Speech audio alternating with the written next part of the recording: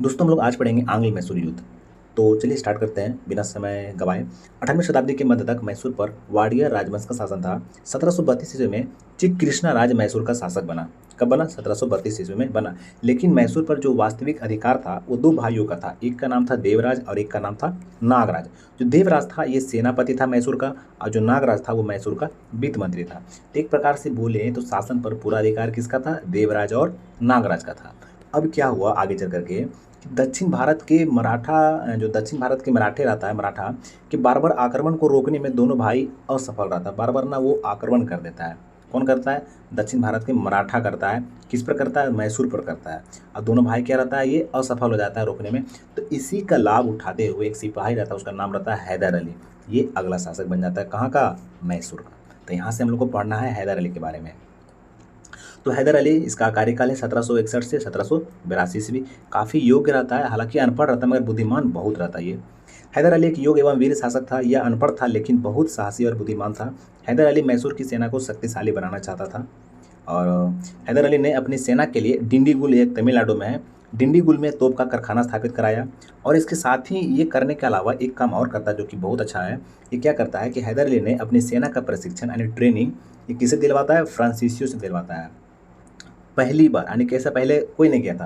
पहला शासक था जो अपना जो सेना है ना उसका प्रशिक्षण जो है वो फ्रांसीसियों से दिलवाया। इस प्रकार हैदर अली की सेना एक श्रेष्ठ सेना बन गई। देखो, आपको याद होगा जब हम लोग पढ़ रहे थे कर्नाटक का प्रथम युद्ध पढ़ रहे थे ना, तो एक युद्ध हुआ था कर्नाटक के प्रथम युद्ध के समय में, उसका नाम था सेंट थोमे का युद्ध। उसका नाम नाम था सेंट थोमे का युद्ध। तो उसमें हम लोग देखे थे कि सेंट थोमे का युद्ध जो हुआ था वो कर्नाटक के नवाब अनवारुद्दीन था, और एक तरफ ये मतलब कि फ्रांसीसी था, इसलिए क्या किया था, वो हरा दिया था। किसको? अनवारुद्दीन के सैनिक को। तो ये मतलब कि कुछ मतलब समझ में नहीं किया, वो भारी पड़ गया। वही मात्र 200 सैनिक भारी पड़, किस पर भारी पड़ गया था? 10,000 सैनिक पर भारी पड़ गया था। तो अब क्या किया हैदर अली? उसी से ट्रेनिंग दिलवाता है ताकि ये इसका जो सेना है ना वो मजबूत बन जाए। फ्रांसीसियों से दोस्ती के कारण अब फ्रांसीसी जो रहता है ना वो अंग्रेज़ों को मतलब कि पसंद नहीं करता है। तो अंग्रेज भी फ्रांसीसी को पसंद नहीं करता था।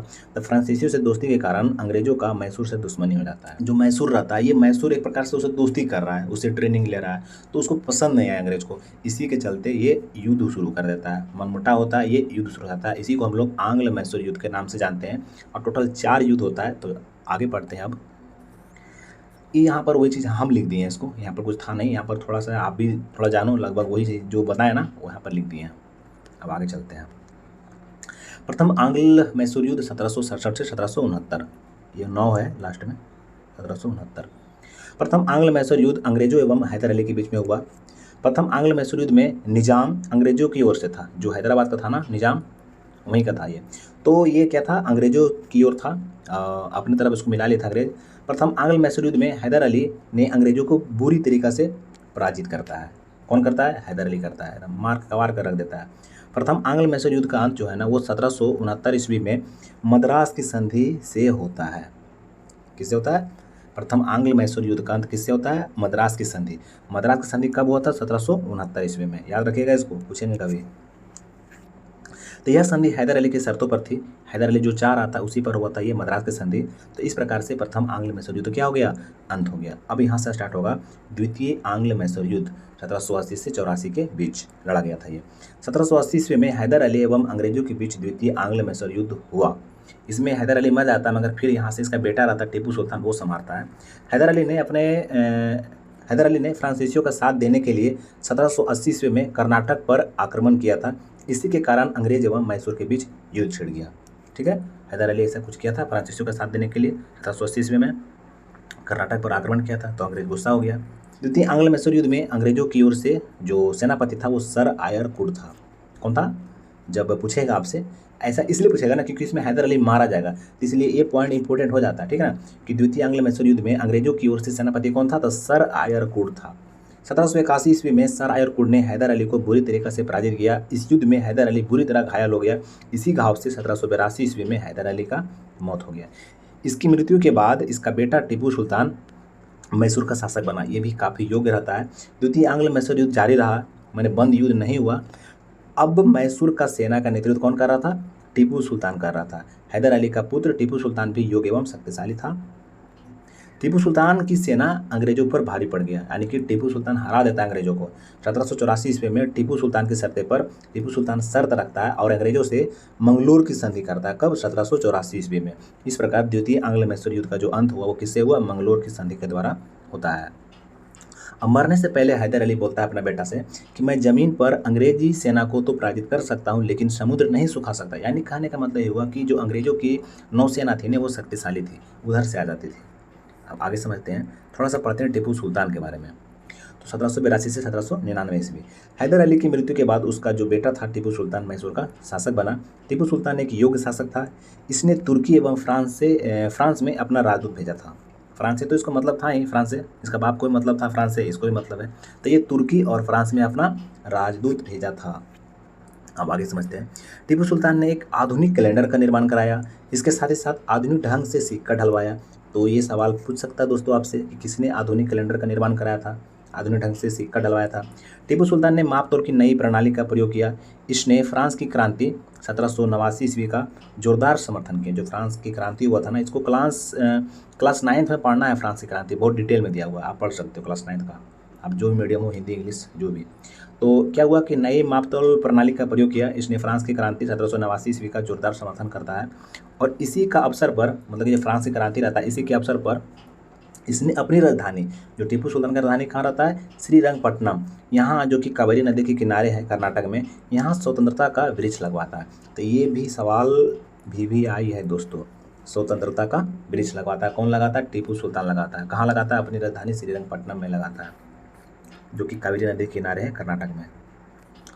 और चूँकि इसका फ्रांस से तो रिलेशन था ही, जो टीपू सुल्तान रहता है फ्रांस के जैकोबिन क्लब का सदस्य रहता है भी, ये सदस्य बनता है ये। टीपू सुल्तान आधुनिक भारत के शासकों में एक प्रमुख शासक माना जाता है। इसके शासनकाल में मैसूर का विकास हुआ। फ्रांस से निकटता के कारण अंग्रेज एवं टीपू सुल्तान के बीच दुश्मनी बढ़ती चली गई। अब दोस्तों यहाँ पर तृतीय आंग्ल मैसूर युद्ध 1790 से 92 ईस्वी। टीपू सुल्तान पर आक्रमण करने के लिए अंग्रेजों ने हैदराबाद के निजाम एवं मराठों से संधि किया। इस संधि को त्रिगुट संधि कहता है। त्रिगुट मतलब कहने का मतलब एक तरफ हो गया हैदराबाद का निजाम, दूसरी तरफ मराठा और तीसरी तरफ अंग्रेज, इसलिए इसको त्रिगुट संधि के नाम से जानते हैं। तो कब हुआ ये? तृतीय आंग्ल मैसूर युद्ध के समय होता है। तृतीय आंग्ल मैसूर युद्ध में पहले चरण में टीपू सुल्तान ने अंग्रेजी फौज को पराजित कर दिया।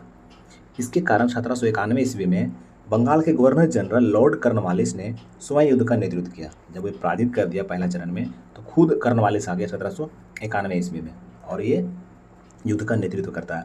लॉर्ड कॉर्नवालिस ने 1792 ईस्वी में टीपू सुल्तान की राजधानी श्रीरंगपट्टनम को घेर लेता है। कौन? कॉर्नवालिस घेर लेता है। तो इससे विवश होकर के टीपू सुल्तान जो है ना, वो श्रीरंगपट्टनम की संधि करता है।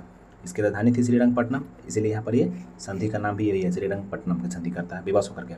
इस संधि के द्वारा ये होता है ना कि जो ये टीपू सुल्तान रहता है वो अपना आधा राज किसको देता है? अंग्रेजों को दे देता है। इसके अलावा अंग्रेजों ने टीपू सुल्तान पर 3 करोड़ रुपये का युद्ध हर्जाना लगाता है और कहा जब तक 3 करोड़ रुपया नहीं देगा। तो इसका 2 बेटा था, दोनों बेटों को क्या करता है? बंधक बना लेता है। कौन? अंग्रेज। तो इस प्रकार श्रीरंगपट्टनम की संधि द्वारा तृतीय आंग्ल मैसूर युद्ध का क्या हो गया?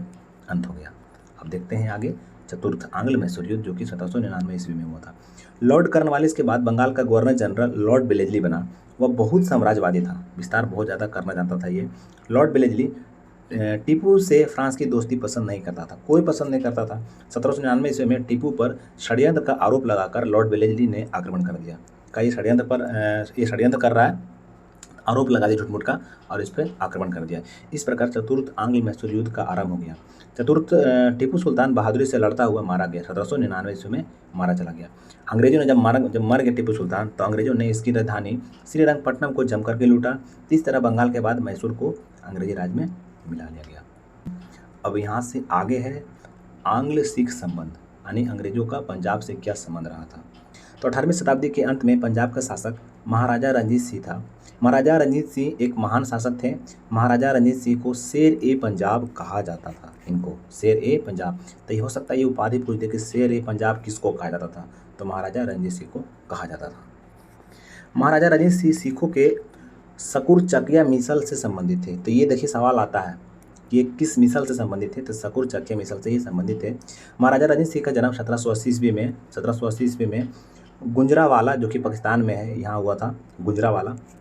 गुजरांवाला में इसका मतलब कि इनका जन्म हुआ था महाराजा रणजीत सिंह का। 1801 ईस्वी में महाराजा रणजीत सिंह पंजाब के शासक बन जाते हैं। महाराजा रणजीत सिंह ने पंजाब की राजधानी लाहौर को बनाया। कहाँ बनाया? लाहौर को बनाता है। कौन? राजा रणजीत सिंह। महाराजा रणजीत सिंह वीर एवं बुद्धिमान शासक थे। इन्होंने अफगानिस्तान पर आक्रमण कर मुल्तान, कश्मीर और पेशावर को जीत लेते हैं। और 1809 ईस्वी में महाराजा रणजीत सिंह ने काबुल पर आक्रमण किया। इन्होंने अफगानिस्तान के शासक शाह शुजा को पराजित किया। महाराजा रणजीत सिंह को विश्व प्रसिद्ध कोहिनूर हीरा शाह शुजा से ही प्राप्त हुआ था। तो जो मतलब कि महाराजा रणजीत सिंह थे ना, इनको एक कोहिनूर हीरा मिला था जो कि विश्व प्रसिद्ध है। तो ये किससे मिला था? शाह शुजा से ही प्राप्त हुआ था। अब जब आक्रमण ही कर दिया इस पे, तो छीन लिया इससे जो हीरा था इसके पास। किससे छीना? शाह शुजा से छीना। शाह शुजा कौन था? ये काबुल का शासक था। ये काबुल पे आक्रमण किया था 1809 ईस्वी में। तो इस प्रकार से क्या किया? शाह शुजा से हीरा छीन लिया। महाराजा रणजीत सिंह एकमात्र भारतीय शासक थे जिसने अपने जीवन काल तक अपने आसपास अंग्रेजों को खटकने नहीं दिया। डरता था अंग्रेजों से। महाराजा रणजीत सिंह की शक्ति के कारण अंग्रेजों ने उनसे दोस्ती करने का निर्णय लिया। काफ़ी शक्तिशाली थे। 1809 ईस्वी में महाराजा रणजीत सिंह एवं अंग्रेजों के बीच में प्रसिद्ध अमृतसर की संधि हुआ था। तो याद रखना पड़ेगा। VVI देखिए यहाँ पर 3 स्टार लगा हुआ है ना, मतलब VVI। 1809 ईस्वी में महाराजा रणजीत सिंह एवं अंग्रेजों के बीच प्रसिद्ध अमृतसर की संधि हुई थी। यह संधि बंगाल के गवर्नर जनरल लॉर्ड मिंटो प्रथम के शासनकाल में हुआ था। तो ये भी याद रखना पड़ेगा कि जो महाराजा रणजीत सिंह जो अमृतसर की संधि करता है, तो क्यों, मतलब कि कौन सा गवर्नर जनरल रहता है बंगाल का? तो लॉर्ड मिंटो प्रथम रहता है। इसके समय में ये संधि होता है, अमृतसर की संधि। इसमें कुछ शर्त था, जैसे कि सतलज नदी को पंजाब और ब्रिटिश राज का सीमा माना जाए। जो सतलज नदी था ना, वो पंजाब और ब्रिटिश का सीमा माना जाए, यानी कि तुमको ना इधर जाना ना हम उधर जाएंगे। सतलज नदी के पूर्व में ब्रिटिश राज और पश्चिम में रणजीत सिंह का राज निर्धारित किया गया था। इस संधि के कारण महाराजा रणजीत सिंह के जीवन काल तक अंग्रेजों और पंजाब के बीच शांति बनी रही।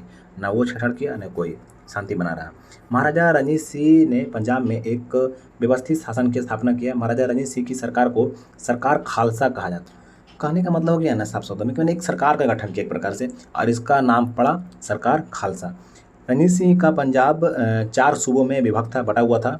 ये था पेशावर, कश्मीर, मुल्तान और लाहौर। महाराजा रणजीत सिंह ने राजधानी लाहौर में एक उच्च न्यायालय की स्थापना किया था। इसे अदालत उल आला कहा जाता था। महाराजा रणजीत सिंह ने राजधानी लाहौर में एक उच्च न्यायालय की स्थापना किया था। इसे अदालत उल आला कहा जाता था। तो ये सब VVI सवाल है, इसको याद रखना पड़ेगा आपको। महाराजा रणजीत सिंह के राज्य की आय का मुख्य स्रोत क्या था? भूमि कर था। महाराजा रणजीत सिंह ने सैन्य व्यवस्था पर विशेष ध्यान दिया था। इन्होंने अपनी सेना का प्रशिक्षण फ्रांसीसी सैन्य विशेषज्ञ से दिलवाया था। ये भी फ्रांसीसी से ही अपना सेना का ट्रेनिंग दिलवाते हैं। महाराजा रणजीत सिंह के पैदल सेना के प्रशिक्षण 2 फ्रांसीसी सैन्य अधिकारी एलार्क और बेंचूरा द्वारा दिया गया था। देखिए यहाँ पर तो नाम भी आ गया। महाराजा रणजीत सिंह के पैदल सेना का जो प्रशिक्षण हुआ था वो 2 फ्रांसीसी अधिकारी था। उसका नाम था एलार्क, एक का नाम था वेंचुरा, इसके द्वारा दिया गया था। महाराजा रणजीत सिंह ने 4 फ्रांसीसियों जनरल कोर्ट, कर्नल गार्डनर के नेतृत्व में तोपखाने को पुनर्गठित कराया था। इसके अलावा 7 जून 1839 ईस्वी को पंजाब के इस महान शासक का मृत्यु हो जाता है। महाराजा रणजीत सिंह ने अमृतसर के स्वर्ण मंदिर के निर्माण में सोना दिया था, यानी सोना दान में दिया था। जो अमृतसर में स्वर्ण मंदिर है ना, यहाँ पर आगे महाराजा रणजीत सिंह ने काशी विश्वनाथ मंदिर के लिए 1 टन सोना दान दिया था। काशी विश्वनाथ मंदिर। महाराजा रणजीत सिंह की समाधि लाहौर में है। और महाराजा रणजीत सिंह की मृत्यु के बाद उसका पुत्र खड़क सिंह पंजाब का अगला शासक बना। यह 1 नंबर का अयोग्य एवं निकम्मा था, सिर्फ नाम था खड़क सिंह। इसके कारण रणजीत सिंह के पुत्रों में आपस में क्या हो गया? गृह युद्ध हो गया। इसके कारण अंग्रेजों ने पंजाब पर आक्रमण कर दिया। इस तरह प्रथम आंग्ल सिख युद्ध का आरंभ हो गया। तो हम लोग अगले वीडियो में आंग्ल सिख युद्ध देखेंगे दोस्तों। तो आज के लिए सिर्फ इतना ही है। आई होप आपको वीडियो पसंद आया होगा। वीडियो पसंद आया तो लाइक, शेयर और सब्सक्राइब कर देना दोस्तों। ठीक है, हम लोग मिलते हैं अगली वीडियो में। वीडियो देखने के लिए आपका बहुत बहुत धन्यवाद।